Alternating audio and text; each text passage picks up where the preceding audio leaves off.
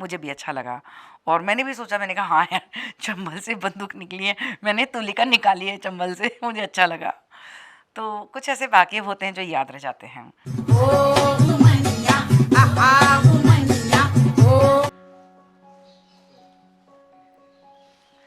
हर तस्वीर कुछ ना कुछ बयां करती है, और ये बात शायद काफ़ी हद तक सच भी है, क्योंकि जो जो पेंटिंग्स जब भी बनाई जाती हैं उनके अंदर कोई ना कोई मैसेज ज़रूर होता है। नमस्कार, आप देख रहे हैं ग्वालियर इम्पैक्ट और मैं हूं मिताली। और आज आप सोच रहे होंगे कि आज मैं ये कहाँ आ गई हूँ, किसी आर्ट गैलरी में मौजूद हूँ जहाँ पर आपको मेरे पीछे इतनी सारी पेंटिंग दिख रही हैं। बेसिकली अगर देखा जाए तो ये बात सही भी है कि ये एक तरीके की आर्ट गैलरी है, लेकिन यहाँ मैं उस आर्टिस्ट से मिलने आई हूँ जो 40 सालों से पेंटिंग बना रही हैं, और ये सारी की सारी पेंटिंग्स उन्हीं के द्वारा ही बनाई हुई हैं, और अपनी इन्हीं कला के थ्रू उन्होंने कई नेशनल और इंटरनेशनल अवार्ड्स अपने नाम किए हैं। तो आज वुमनिया के इस एपिसोड में मैं आपको मिलवाने जा रही हूँ राष्ट्रीय कला रत्न से सम्मानित डॉक्टर नीता योगेंद्र पहाड़िया से। तो आइए चलते हैं और उनसे उनके जो पेंटर बनने की जो स्टोरी है उसके बारे में जानते हैं। मैम, क्या हाल है आपके?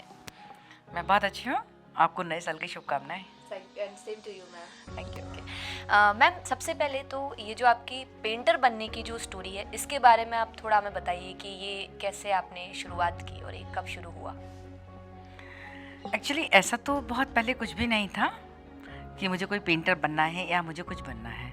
सच बात तो ये है कि मैं तो आपके ग्वालियर के पास में जिला भिंड है, लाहौर बहुत छोटी जगह है, वहाँ मेरा जन्म हुआ। मेरा बॉर्न एंड ब्रॉटअप भी वहीं हुआ। और वहाँ लड़कियों की कोई बहुत अच्छी परवरिश, ऐसा कि उन्हें कुछ बनना है, कुछ पढ़ना है, कुछ लिखना है, ऐसा तो वहाँ लोग सोचते भी नहीं थे। उसी माहौल में मैं पली बड़ी हूँ।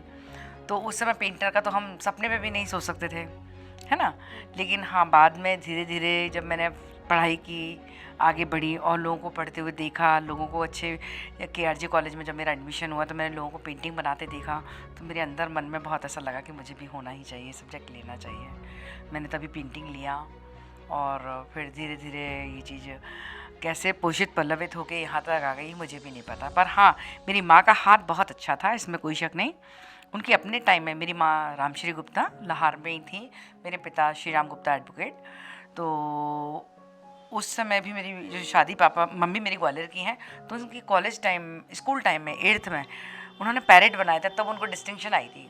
तो मतलब उनकी हाथ की लाइन अच्छी थी, तो कहीं ना कहीं वो रहा होगा। उनका हाथ खुला, ड्रॉ बहुत अच्छा करती थी, उनकी बहुत अच्छी लाइन थी। ये मैंने कई बार देखा। बचपन में मुझे बड़ा हाथ से ड्रॉ करके एम्ब्रॉयडरी के लिए कपड़े देती थी। तो उन्होंने कभी कोई की कार्बन कॉपी कर रही हूँ कुछ ऐसा मैंने मम्मी को नहीं देखा। और बड़ा फाइन वो करती थी, उनके हाथ से चलता था। तो वो उनका कुछ आया होगा बकाया। फिर कुछ मेरे कला गुरु लोग रहे, उन्होंने मुझे शिक्षा दी दो। तो जो शिक्षा दी है, तो वो माँ का, गुरु का प्रभाव जो रहा होगा, वो आज यहाँ आपके सामने है। ये जो शुरुआत थी ये तो आपने अपनी मदर को देखकर की थी, लेकिन एग्जैक्टली अगर हम ईयर की बात करें तो कितने साल हो गए आपको एज अ पेंटर काम करते हुए? मैं 1980 से लगभग मैंने काम करना शौक से शुरू कर दिया था, और 1982 में मैंने एज ए सब्जेक्ट मैंने पेंटिंग ले ली थी। और तब से मेरा अनवरत ये कार्य चल ही रहा है, चल ही रहा है, चल ही रहा है। हाँ, ये स्त्री का जिस तरह से भाई जो बच्चे वगैरह होते हैं तो एक टाइम रुकता है, शादी के टाइम में, थोड़े से छोटे बच्चों के टाइम में तो कार्य की गति धीमी हुई है। ये बात तो सही है, मेरी भी धीमी हुई है, पर कार्य मैंने ख़त्म नहीं किया। धीमी रही, फिर धीरे धीरे समय जब मिला तो अपनी रफ्तार हमने बढ़ा दी, और धीरे धीरे मेरा काम चल रहा है। आज कितने साल हो गए, 1982 से सब्जेक्ट लिया है, आज सोचिएगा 40 साल, 2022, ये तो बिल्कुल ऑफिशियली सब्जेक्ट लिए हो गया। उसके 2 साल पहले से मैंने काफ़ी काम शौक से शुरू कर दिया था। तभी पेरेंट्स को लगने लगा था कि इसकी पेंटिंग अच्छी है, और अच्छी है तो इसको पेंटिंग दिलाना चाहिए। मुझे ऐसा लगा, मेरा मन था, तो फिर दिलवा दी उन्होंने, और आज मेरा यहाँ हूँ, मैं कर रही हूँ। मैम, पेंटिंग की जब बात आती है तो कहते हैं कि जो हमारे माइंड में जो इमेज होती है हम उसको हम कैनवास पे उतारते हैं। हर पर्सन का अपना अपना एक थीम होता है, एक जोन होता है। तो आपकी जो बेसिकली पेंटिंग रहती है वो किस थीम पे रहती है? ये तो बात सही है। सही बात तो ये कि जब हम कैनवास पे बैठते हैं ना, तो खाली कैनवास के सामने बैठ जाती हूँ, और थोड़ा सा बैठ के शांत, थोड़ा एक सोचती हूँ कि क्या करना है, क्या बनाऊँ, कैसे बनाऊँ, क्या करूँ।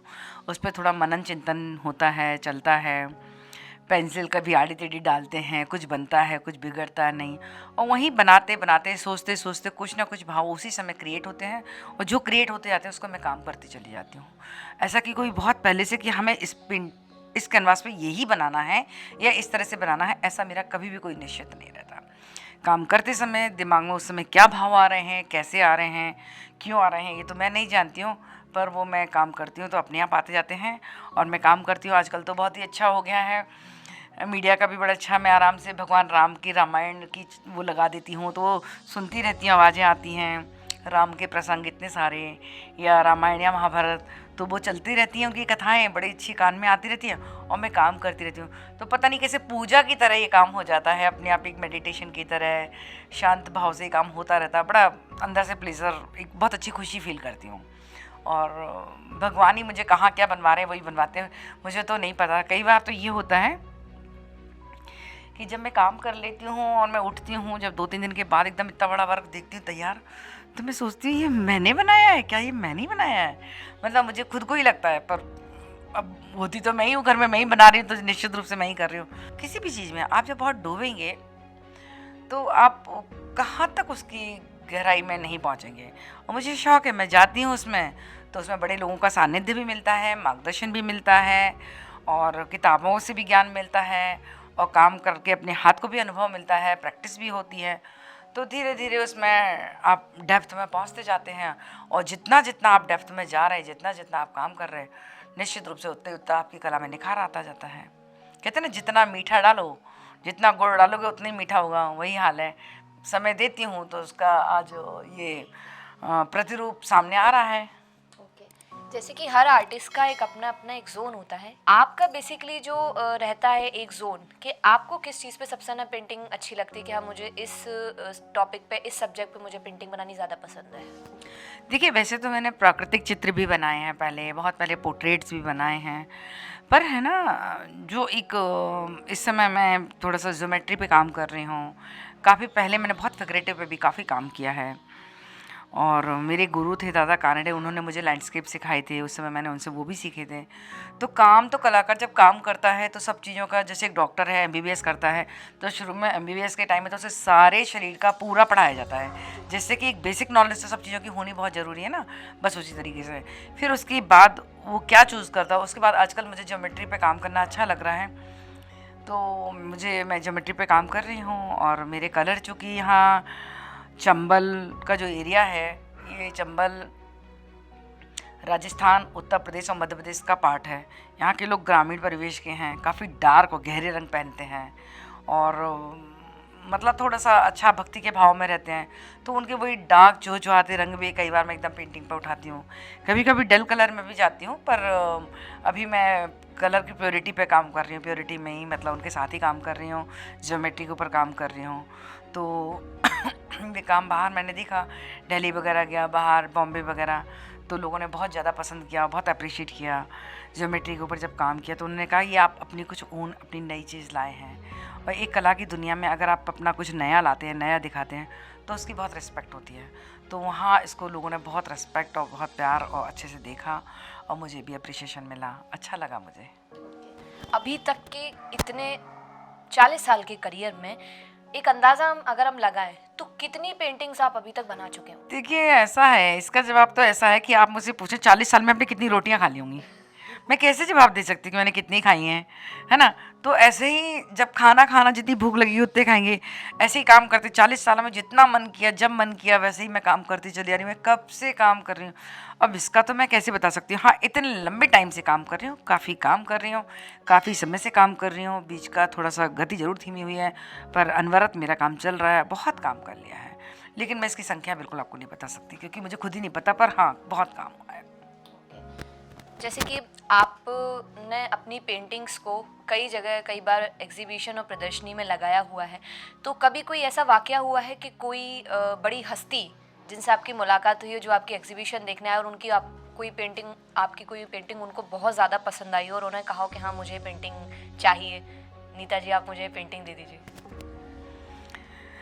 ऐसे देखो, एक तो ये कि जो बहुत बड़ी हस्ती हो, जो समझदार लोग हैं, वो एकदम से ऐसे कहते हैं कि मेरे को ही चाहिए, मुझे दे दो, ऐसे कोई कहते नहीं है, है ना, क्योंकि उनको भी पता है कि कलाकार इतनी मेहनत से काम कर रहा है, उसमें इसने इतना कैनवास लगाया, कलर लगाया, काम करके फ्रेमिंग करा के अपने शहर से दूसरे शहर आया है, गैलरी का इतना किराया दिया, गैलरी में रह रहा है इतने टाइम तक, तो उसमें इसका खुद का कितना खर्च हुआ, तो एकदम से कोई ऐसे मांगे, ऐसे कोई समझदार लोग नहीं मांगते हैं। हाँ, अप्रिशिएशन बहुत लोगों ने बहुत अच्छे तरीके से किया है। अभी तो मैं अब क्या बताऊँ, अभी तो वो ख़त्म हो चुके हैं। अमीर चंद जी हैं संस्कार भारती के। मेरे घर में एक मेड थी, उसका मैंने पेंटिंग बनाया था, और बैक साइड से वो बैठी हुई थी, हाथ से टिकी हुई बैठी है, उसका जूड़ा बनाया, वो बड़ी अपनी मस्त एकदम मस्त अदा से बैठी है, उसके कलर वाइट कलर की उसने साड़ी डाली है, उसमें मैंने ज्योमेट्री से लेके लाल हरे नीले पीले बड़े सुंदर कलरों को स्प्रेड किया था, और वो पेंटिंग इतनी खूबसूरत लगी उनको, इतनी खूबसूरत लगी, वो एकदम देखते ही बोले वाह वाह नेताजी वाह। अमीर चंद जी ने उसकी बहुत तारीफ़ की थी। ये बात अलग है कि मुझे दुख है इस बात का कि वो अभी कुछ समय पहले वो गुजर गए हैं, और वो बहुत बड़े देशभक्त, देश के कार्यकर्ता और कलाकारों को बहुत सम्मान और कलाकारों को बहुत उठाने वाले व्यक्ति थे, और उन्होंने मेरी कला को पहचाना था, उन्होंने मुझे बहुत अप्रिशिएशन दिया था। गैलरी में आए थे मुझे अप्रिशिएट करने के लिए, मेरी गैलरी में करीब 1 घंटे रहे, और बहुत सारे लोग मेरी गैलरी में आए हैं, बहुत अच्छा उन्होंने अप्रिशिएशन किया। मैं आपको एक बहुत अच्छा भी एक में पूछा, वो अभी प्रहलाद पटेल जी थे आपके संस्कृति मंत्री केंद्र के, है ना, तो वो आए थे, उन्होंने मेरे उस पर लेटर लिख के दिया था बहुत अच्छा, और जैसे ही वो उन्होंने लिख के दिया और वो इनॉग्रेशन करने मेरे बगल वाली गैलरी में आए थे, और मैंने भी उन्हें बुलाया था, चूँकि उन्हें कहीं जाना था बहुत ज़रूरी, उसी दिन सेम टाइम की प्रॉब्लम थी, तो ऐसा उनका टाइम नहीं बन पा रहा था कि वो यहाँ पे भी आएँ, पर उन्होंने मुझे बहुत अच्छा अप्रिशिएशन लेटर दिया था। लेकिन वो जब गैलरी से वो जा रही थी तो उनकी नज़र वहाँ से ऐसी ही पड़ी। अब मैं अपने ही मुँह से एक कलाकार दूसरे के लिए तो कुछ कहना अच्छी बात नहीं होती, बट जो उनके मतलब जो व्यूज़ थे, तो वो वहाँ उस गैलरी से निकले तो वो इतने मायूस और निराश से थे, तो उनकी नज़र वहाँ से इतनी दूर मेरी उसी पेंटिंग पर पड़ी जिसका मैं अभी जिक्र कर रही हूँ। वो 6x4 का वर्क था। एकदम दूर से उन्होंने देखा, कहते ये किसने किया, तुमने बनाया? मैंने कहा आप यकीन नहीं मानेंगे, प्रहलाद पटेल जी, इतना बड़ा मंत्री, कोई छोटी बात नहीं थी, हमने उठाई। वो पेंटिंग देखी एकदम सीधे वहाँ आ गए अंदर गैलरी के अंदर, सीधे मेरी गैलरी में, वहाँ दूसरे में आए थे, वहाँ मेरी गैलरी में आ गए वो वर्क देखने, वो बहुत सुंदर।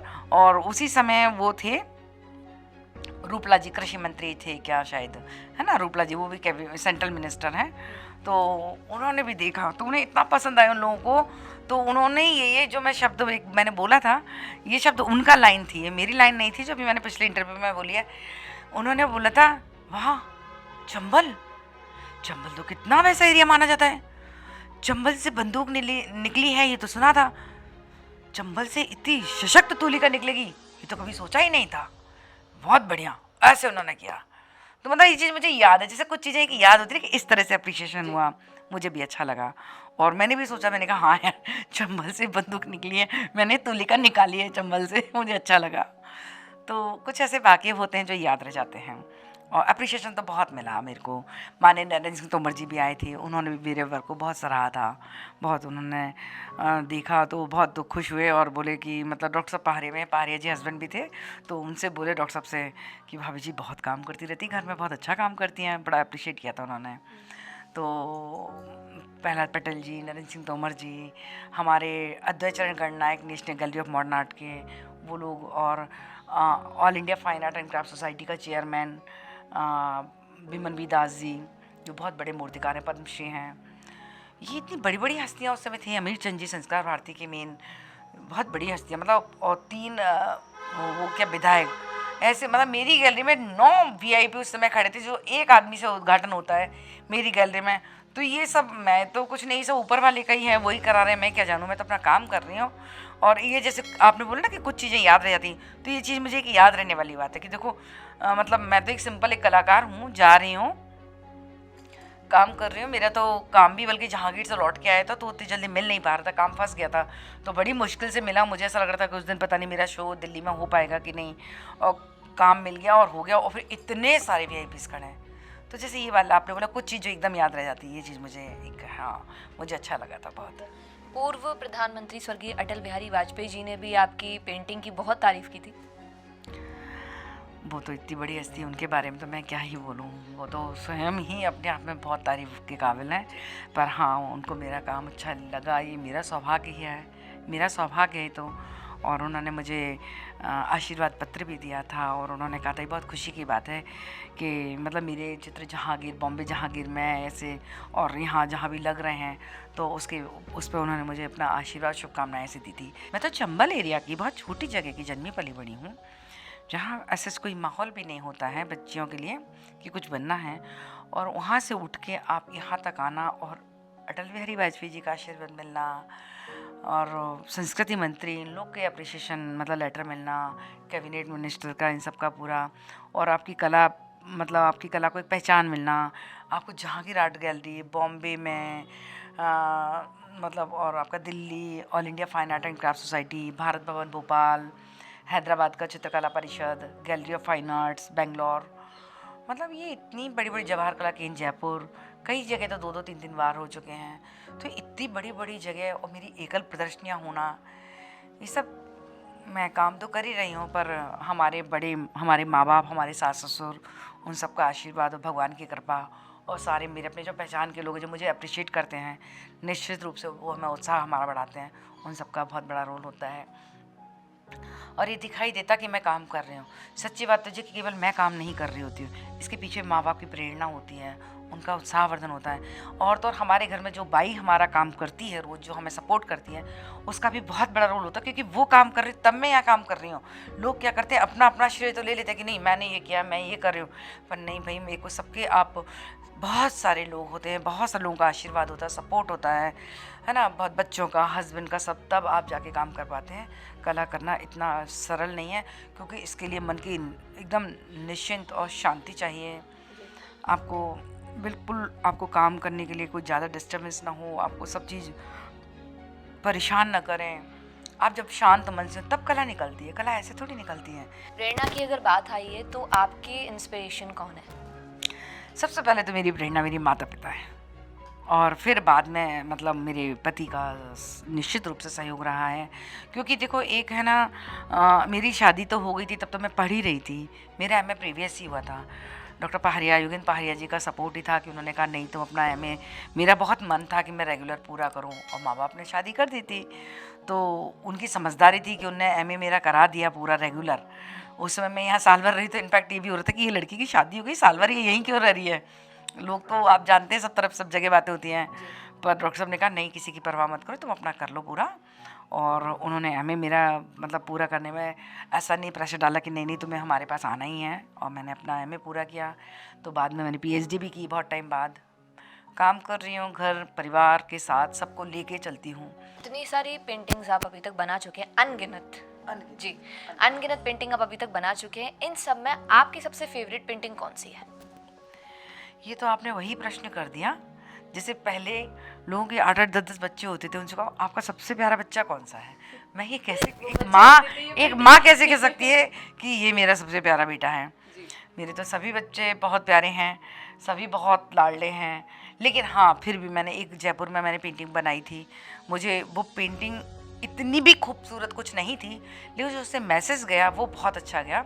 वहाँ उसको मीडिया ने बहुत उठाया था, क्योंकि यंग गर्ल्स, मैंने आपको बताया था अभी, जो यंग गर्ल्स हैं आजकल, उनका बॉडी शेप ख़राब ना हो जाए, तो इसलिए वो बच्चों को दूध नहीं पिला रही हैं, और उसके कारण बच्चे बीमार हो रहे हैं। और खुद स्त्रियों के लिए भी बहुत सारे, कहीं स्तन कैंसर, कहीं अंदर से बहुत सारी चीज़ों की डिसीज़ हो रही हैं। तो उस चीज़ को मैंने अमृत पान करके पेंटिंग बनाई थी। हालांकि एक अमृत पान पेंटिंग मेरी राष्ट्रपति प्रतिभा पाटिल मैडम पे भी है, वो दूसरी थी, ये दूसरी, इसमें 2 फीमेल्स बैठी हैं, दोनों अपने बच्चों को लेके दूध पिला रही हैं। तो उसमें मैंने ये दिखाया था कि भाई बच्चों को दूध पिलाना बहुत आवश्यक है, उससे बच्चा भी स्वस्थ, माँ भी स्वस्थ, और माँ स्वस्थ, बच्चा स्वस्थ, तो देश स्वस्थ, हमारा भारत स्वस्थ। संतान, माँ बेटे स्वस्थ होंगे तो सब अच्छा ही होगा, तो वो अच्छा काम कर पाएगी। तो उसको मैंने अमृतपान दिया था, तो वो मुझे अंदर से सुकून उससे बहुत मिला कि ये मैंने एक अच्छा काम किया, कि यंग गर्ल्स को इससे मैसेज आ रहा है ये चीज़। ऐसे तो काम तो बहुत सारे ही हुए हैं और लोगों ने अप्रिशिएट किए हैं। मैम, अपने पीछे जो हमें वॉल कार्विंग ये जो देख रहे हैं, तो इसके पीछे भी कोई कहानी है, कोई स्टोरी है जो कि आप बताना चाहें? असल में मेरे पूरे परिवार है इसमें। ये मेरी बेटी की शादी हुई थी, तो स्टेज पे इसी क्रम से हमारे पति, मेरा बेटी, दामाद, मेरा बेटा, हम लोग खड़े हुए थे।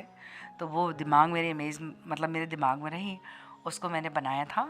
चूँकि मैं उस समय बीमार थी, प्लास्टर हो रहा था, एक ही दिन में ही सूख जाता है, कोरोना भी था, मुझे बहुत दर्द था, तो इसको मैं उतना नहीं कर पाई, तब तक ये सीमेंट जम गई और मुझे दर्द था तो बॉडी बहुत बेंड नहीं कर पाई, तो इतना निकला, नहीं तो ये और भी फाइन कर सकती थी। मैम जैसे कि शहर में कई सारे ऐसे यंग पेंटर होंगे जो पेंटिंग में कुछ आगे करना चाहते हैं, या फिर किसी ऐसे पेंटर की तलाश में है जो उनको अपने साथ में अच्छे से और ग्रूम कर सके, सिखा सके, तो ऐसे लोगों को क्या आप सिखाना पसंद करेंगे जो चाहते हैं एक्चुअल में आपके साथ में सीखना? देखो, अभी तो कोरोना का टाइम है, इस समय तो सब अकेले अकेले रह रहे हैं। दूसरी बात सीखने की बात है, तो बच्चे कई बार आते हैं, वो बहुत जल्दी से बड़े बनना चाहते हैं, और ये कला ऐसी नहीं है कि एकदम से छलांग लगा के बड़े बनो, इसमें बहुत धैर्य तपस्या चाहिए। अब मैं ही देखो कितने वर्षों से कर रही हूँ, कितने सालों से इस शहर में काम कर रही हूँ, तब जाके अब आप लोगों को पता पड़ा, आप लोग हमारे पास आ रहे हैं, तो इसमें तपस्या चाहिए। उतना तपस्वी कोई हो और जो बिल्कुल डेडिकेशन से मेरे पास आएगा, रहेगा, सीखेगा और सीखना चाहेगा, उसे मैं ज़रूर बताऊंगी। और कोई सोचे मुझे छलांग लगाना है, जल्दी जल्दी शॉर्टकट में चलो, वो तो शॉर्टकट वाले के लिए यहाँ कोई जगह नहीं होती है। मैम यंग जो पेंटर हैं उनको आप क्या मैसेज देना चाहते हैं कि वो किस तरह से इस फील्ड में अपने आप को ग्रूम कर सकते हैं और एज अ करियर इसको परस्यू कर सकते हैं? देखिएगा, आर्ट की फील्ड में काम तो करो तो काम तो बोलेगा, ये तो पक्की बात है, लेकिन हाँ, आपको साइड से भी कुछ काम करते रहना चाहिए, क्योंकि केवल आर्ट के ऊपर ही आप सोचें एकदम अर्थोपार्जन आपका हो जाए, आप इस भ्रम में रहें कि केवल हम पेंटिंग कर लेंगे, हमारा बहुत अच्छा परिवार चलेगा, बहुत अच्छे से हम सब सक्षम हैं, सब समर्थ हैं, ऐसा कोई आवश्यक नहीं है ऐसे, क्योंकि इस समय बहुत टफ टाइम है, कठिनाई का दौर है, और कलर कैनवास वगैरह भी सब महंगे भी हैं, और एकदम से इतना सपोर्टिव जगह, घर, सब चीज़ें मिलना मुश्किल है, और लोग इतना आसानी से कला खरीदते नहीं। लोग बाज़ार से सस्ता कैलेंडर ले लेंगे, पेंट फ़ोटो खींच लेंगे, वो लगा लेंगे, लेकिन एक पेंटिंग खरीदने में आज भी बड़े से बड़ा आदमी बड़ा हेजिटेट होता है, हिचकिचाता है, और फिर अरे अच्छा इतने का तो इतना बड़ा शोपीस आ जाएगा, इतनी पेंटिंग इतनी की, अरे ये इतने की कैसे मैडम, इतना, ऐसा लोग अभी भी कई लोग सोचते हैं। तो आप ये सोचो कि केवल इसके दम पे आप पूरा परिवार चला जाएंगे, मैं नहीं समझती कि केवल पेंटिंग के दम पे आपको खाली रहना चाहिए। आप पेंटिंग भी करते जाइए, संग संग में अर्थोपार्जन के और भी तरीके आप ध्यान में रखें। मैम आपके अभी तक, जैसे कि हम जानते हैं कि आप एक हाउसवाइफ हैं, एक माँ भी हैं, और अब तो आप नानी भी बन गए हैं, इसके साथ ही साथ आप पेंटर हैं, और सबसे पहली बात आप एक वाइफ हैं, तो ये इतने सारे जो रोल्स हैं इन सबको एक साथ आप कैसे मैनेज करते हो? नहीं, मैं लोकायुक्त विजिलेंस सेल में 6 years as a jury member रही हूँ, जो डायरेक्ट सीएम के द्वारा और सुप्रीम कोर्ट के जो रिटायर्ड जज के द्वारा होता है, और 6 ईयर सबसे ज़्यादा मैक्सिमम टाइम, सबसे कम एज की महिला मध्य प्रदेश की मैं रही हूँ। इसके अलावा मैं राजा मानसिंह तोमर यूनिवर्सिटी में मैंने 6 साल स्टूडेंट्स को पढ़ाया है। मैं 1.5-2 साल करीब डिसीजन कमेटी की मेंबर राजा मानसिंह तोमर यूनिवर्सिटी की रही हूँ, और उसके साथ साथ फिर मैं घर में भी अपना ऐसे इस समय फ्रीलांस आर्टिस्ट कर रही हूँ, अपना काम कर रही हूँ। तो यू कांट से कि I am totally housewife, no, strictly no, मैं काम भी कर रही हूँ, और हाँ, घर तो मेरा देखना प्रायोरिटी है, और मेरा शौक़ भी है, और परिवार के साथ जुड़े रहने में ही मुझे अच्छा लगता है, और ये मेरा सबसे पहला ही कि फैमिली तो मतलब मस्ट, बिल्कुल। फिर परिवार के साथ उठो, सब उठो। आप अकेले उठने में, कोई भी व्यक्ति अकेला उठे तो अकेला आदमी उठता नहीं है, जब सब उठे तब मज़ा है। तो अपने परिवार को, जहाँ हस्बैंड को ज़रूरत होती है वहाँ मैं उनको सपोर्ट करती हूँ, जहाँ मेरे बेटा बेटी को सपोर्ट की ज़रूरत होती है तो मैं उन्हें सपोर्ट करती हूँ, और जब उन लोगों को कोई ज़रूरत नहीं होती, खुद का टाइम फ्री है, तो मैं अपने आप को सपोर्ट करती हूँ। तो बस ऐसे ही मैं काम कर रही हूँ। डेफिनेटली नहीं, फैमिली और घर और लोग, सब लोग भी बहुत अप्रिशिएट करते हैं, तो अच्छा लगता है, मनोबल बढ़ता है। तो मैम आपका आगे उद्देश्य क्या है और आपके फ्यूचर गोल्स क्या है? आपने बड़ा अच्छा प्रश्न किया कि उद्देश्य क्या है। मेरा उद्देश्य है विश्व के मानस पटल पर मेरे भारत का, मेरे ग्वालियर का, मेरे प्रदेश का नाम कला के रूप में आए, तो मैं वहाँ तक अपने इस शहर का नाम ले जाऊँ, ये मेरी इच्छा है। और बकाए तो ईश्वर की मर्जी है, और उसी तरह से, उसी लगन से मैं बराबर काम कर रही हूँ, काम करती रहूँगी आगे। अभी ये है, अब थोड़ा कोरोना का टाइम निकले तो अदर कंट्रीज़ में अपने शोज़ ले जाऊँगी, वहाँ जाके काम करूँगी, वहाँ शोज़ करूँगी, और मेहनत करने से मैं कभी पीछे नहीं हटूँगी। बिल्कुल, मैं तो ये चाहूँगी कि मेरा लास्ट जो समय हो तो वो ब्रश मेरे साथ हो। बहुत बहुत अच्छी सोच है मैम, और ऐसी सोच की यंग जनरेशन को बहुत ज़्यादा ज़रूरत है। थैंक यू सो मच हमसे बात करने के लिए, अपना टाइम हमें देने के लिए, एंड हमारी पूरी टीम की तरफ से आपको शुभकामनाएं, आपको राष्ट्रीय रत्न सम्मान जो आपको मिला है उसके लिए। थैंक यू आप सबका भी। मिताली जी, आप आपकी टीम का बहुत बहुत धन्यवाद। आप आए, आपने हमें इस योग्य समझा, आपने हमसे हमारे व्यूज़ लिए, हमने दिए, आपको अच्छा लगे तो ये मेरा सौभाग्य ही है। धन्यवाद।